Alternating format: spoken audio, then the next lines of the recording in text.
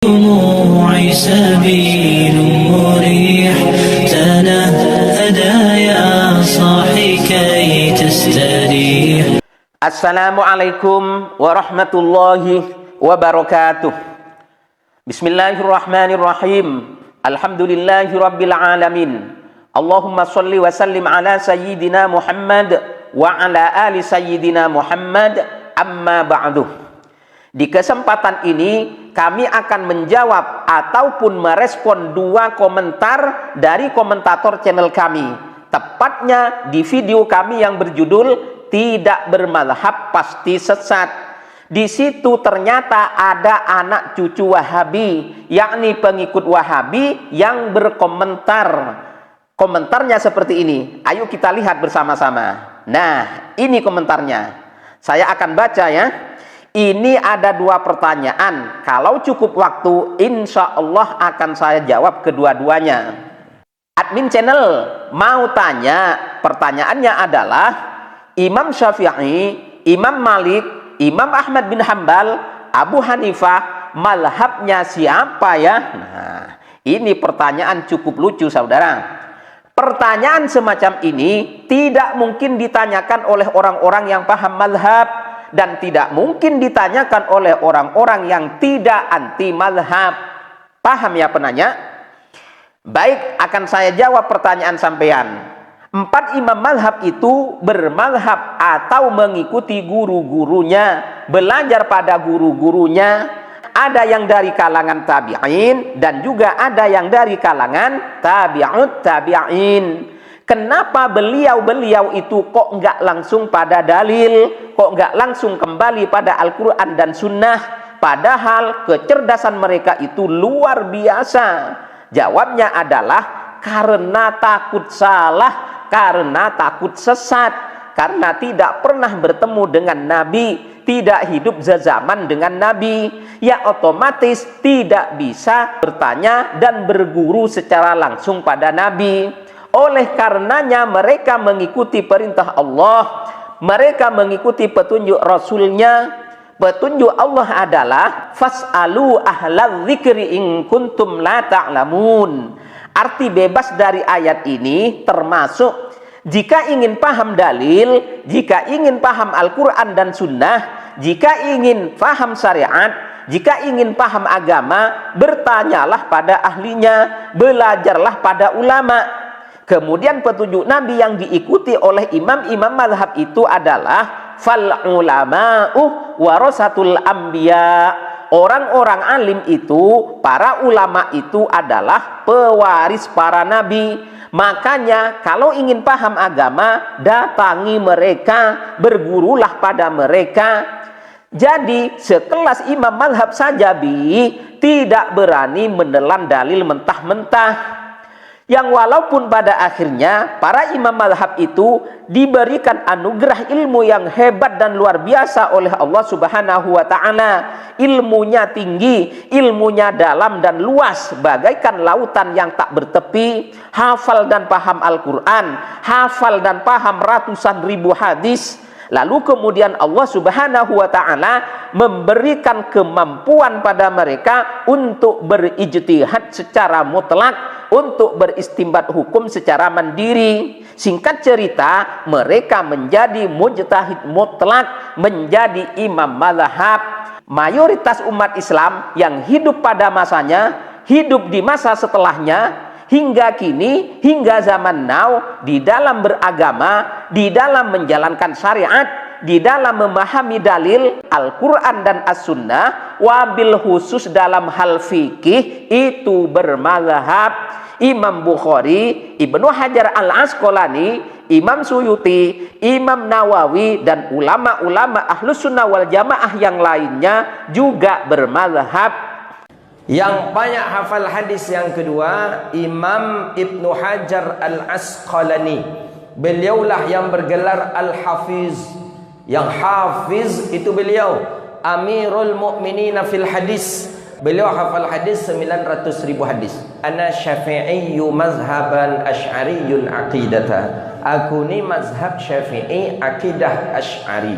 Bayangkan orang yang 900 hafal hadis masih butuh kepada mazhab. Adik kita hari ini orang hafal hadis 2 saja tak pula laku mazhab tu lagi. Hafal 2 hadis, innamal a'malu binniyat, kullu bin antin dalalah je. Tak ada mazhab Syafi'i itu katanya. Syafi'i itu lemah hadisnya. Di Pekanbaru banyak ini. Bermadhab maknanya mengikuti ulama. Dan mengikuti ulama tentunya kita harus punya akal sehat. Ulama bagaimana yang harus kita ikuti? Kalau ada ulama di akhir zaman mengatakan saya berdiri sendiri, tidak urusan dengan ulama lain, saya tidak akan percaya. Karena apa? Belum teruji. Tapi kalau ada ulama yang sudah dinobatkan oleh orang lain, kemudian diikuti oleh yang lainnya, kemudian ilmunya dibahas, dikokohkan, itu baru ulama. Nah, bermadhab itu seperti itu. Ada Imam Malik, ilmunya diuji, muridnya mengerumuninya. Diuji ilmunya Imam Malik terus sampai keluar. Pengikut murid-murid Imam Malik itu membukukannya. Dan murid Imam Malik alim juga. Ini jelas Imam Malik, Imam Abu Hanifah, Imam Syafi'i, Imam Ahmad bin Hanbal. Jadi bukan sekedar seorang alim, dia belajar, ngafal Quran, baca hadis, lalu bercidat. Kalau tidak ada, siapa yang mengukuhkan? Kalau Imam Syafi'i kan diuji ilmunya. Diuji dari masa ke masa, lihat. Sehingga semakin pengikutnya mengukuhkan, berarti semakin kuat. Makanya Imam Ahmad bin Hanbal punya murid. Imam Ahmad sendiri muridnya Imam Syafi'i. Imam Syafi'i muridnya Imam Malik. Imam Malik pun ternyata ketemu dengan Imam Syafi'i dari guru yang lain. Dengan Imam Abu Hanifah. Jadi gitu, jadi sambung menyambung ilmu. Lah ini ada orang akhir zaman mengatakan saya mujtahid, saya tidak ada urusan dengan imam madhab. Loh, ilmumu dari mana? Bohong kalau tidak ngintip ilmunya imam madhab. Tak tahu yang dibaca adalah kitab Subulus Salam. Sama ngintip ilmunya imam madhab, tapi gayanya mujtahid. Nah, ini kan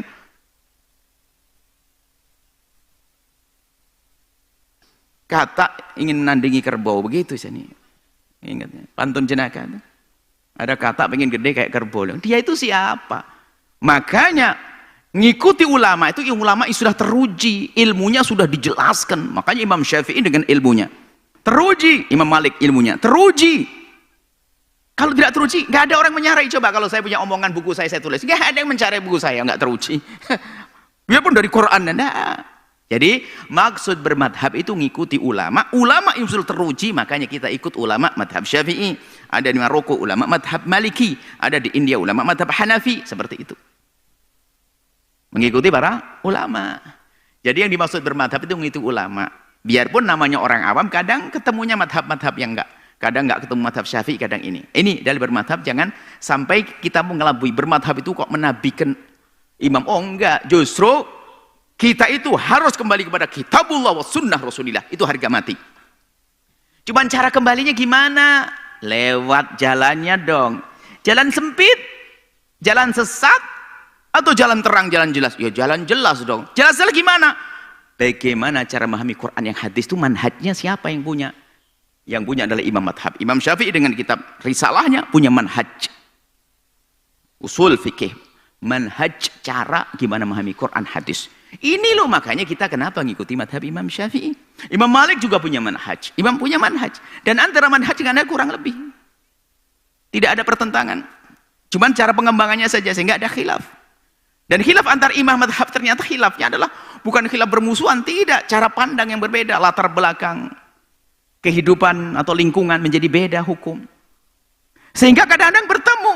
Madhab Syafi'i ternyata bertemu dengan madhab Hanafi dalam segala banyak permasalahan. Itu biasa, tapi jelas kita harus ikut ulama. Kalau mengatakan saya tidak mau bermadhab, ente ikut siapa? Anda harus tahu bermadhab. Bermadhab itu mengikuti ulama. Kalau enggak itu gimana? Kitab Quran, saya ikut kitabullah, sunnah Rasulullah. Tidak ada orang lebih sombong dari dia. Memang Imam Syafi'i tidak ikut kitabullah, sunnah Rasulullah. Memang guru-guru mulia ini tidak ikut kitabullah, sunnah Rasulullah. Ayo, sombong banget ini orang. Semuanya mengikuti kitab Allah dan sunnah Rasulullah. Cuman caranya itu gimana? Kalau saya ngerti bahasa Arab, saya ngerti. Tapi kalau saya langsung dilepas dari perkataan ulama, dikasih kutubus sittah sama Quran, saya tidak bisa melakukan sholat. Ayo. Saya harus ngintip perkataan para ulama yang sudah dibukukan dalam bentuk fikih, takrib, fathul qarib, kemudian dan sebagainya. Enak tinggal sudah rinci arkanul wudu gini-gini. Semuanya ada dalilnya. Cuman kita tidak usah sibuk urusan dalil. Dalilnya sudah diurusi oleh ahlinya, orang mujtahidin. Sudah tinggal ngamakan kok ribet banget ini. Wah, ini gimana cara buat rotinya berapa on ini kelamaan. Dimakan saja selesai. Salat beres. Ikut ulama. Saya percaya dia orang besar, orang hebat. Pasti benar insyaallah. Karena dia berijtihad. Kalaupun salah kan ijtihadnya dia, bukan ijtihad saya. Kalau ijtihad saya ngaco. Ijtihad, kalau ijtihad kalaupun salah dapat pahala. Yang penting kita tidak sengaja menyalahkan, membuat salah dalam berijtihad. Sudah selesai. Akhir zaman ini sampai derajat mengharamkan bertaklid. Innalillah. Ada macam-macam orang. Dia tidak memahami taklid itu beda dengan pemahaman kita. Mereka mengatakan ijtihad, masih taklid ijtihad. Hadisnya ikut Imam Bukhari, Sahihul Bukhari. Setelah itu dia mengatakan mujtahid. Mujtahid mana? Kalau mujtahid ketika Imam Syafi'i, ilmu hadisnya, mentasheh hadis sendiri.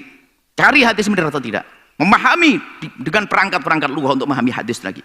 Dikumpulkan hadis yang serupa. Ada yang bertentangan atau tidak sampai dikeluarkan satu hukum. Ini cuma baca qala Rasulullah, pemahaman sepintas langsung ana mujtahid. Ya jadi lelucon namanya. Setelah itu mengatakan ijtihad adalah haram dan sebagainya. Mulai agak luas mengatakan taklid haram, bermadhab haram. Lah ini ada mah bermadhab haram. Bermadhab bagi orang seperti kita yang tidak bisa langsung pada kitab wa sunnah menjadi sebuah keharusan. Dalam arti bermadhab mengikuti ulama. Mengikuti ulama. Saya bertanggung jawab. Ngomong begini, waktu saya ajarkan anak kitab Safinatun Najah. Saya bertanggung jawab kenapa? Kalau seandainya diminta untuk menjelaskan, saya akan mencari ulama, mencari penjelasan tentang dalil kepada ulama. Akan ketemu nanti. Cuma waktu kita ngajar anak-anak, nggak perlu, anak kecil.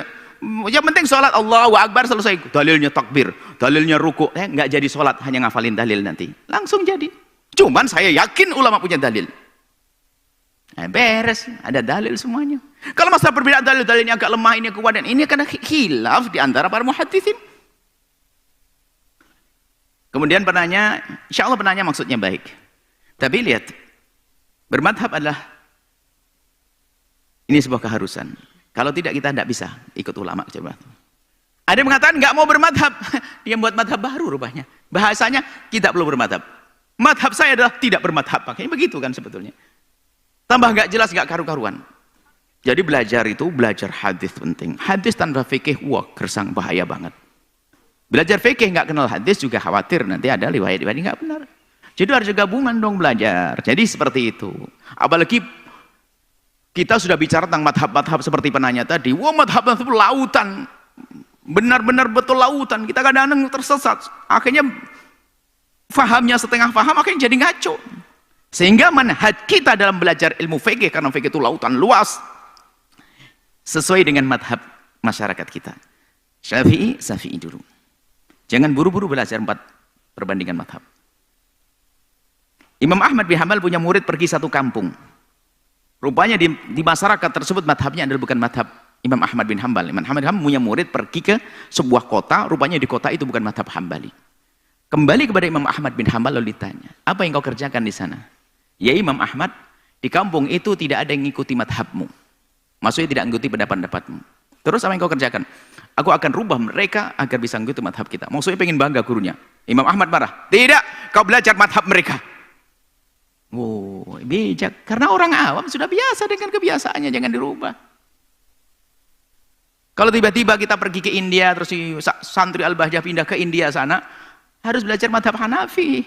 Jangan merubah mereka madhab Syafi'i. Begitu loh, jadi bijak itu perlu. Ini kadang-kadang orang Masya Allah bikin ragu. Yang saya bikin agak kadang angkat suara itu, bikin ragu orang awam. Dipikir ibadahnya enggak sah, bermadhab haram, kadang-kadang sampai derajat begitu, taklid enggak benar. Wah, kok jadi salah semuanya?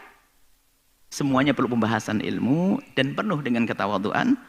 Tanpa harus merendah. Subhanallah, para imam hebat, mereka saling menghargai. Bagaimana perbedaan antara Imam Ahmad bin Hanbal dengan Imam Syafi'i? Banyak.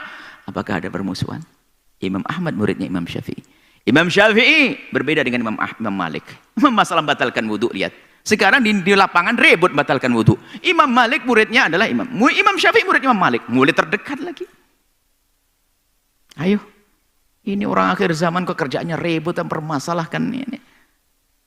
Menunjukkan kalau memang dia kurang bergaul dengan kita, bergaul dengan ilmu, akhirnya gampang menjustis hukum ini, sesat ini, naudzubillah.